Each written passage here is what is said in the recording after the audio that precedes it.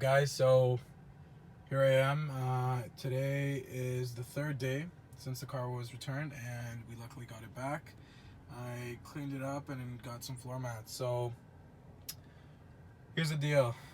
Turns out that the car actually went into a lock mode.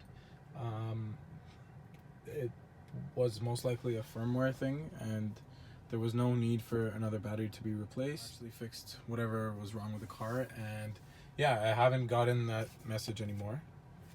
And yeah, everything seems to be good with the car, and we should be good to go.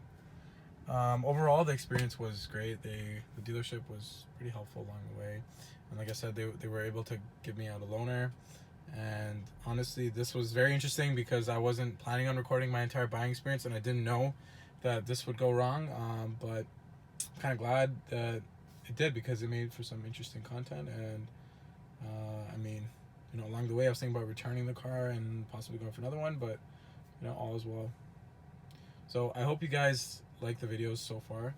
I'll put the link for these mats below. They are not the stock Tesla ones, sorry, but as you can see, they fit very nicely actually.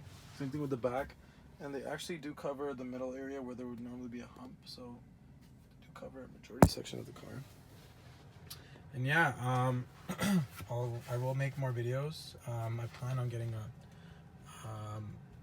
220 NEMA 1450 plug installed in the garage, which should make it a lot easier for me to charge the car.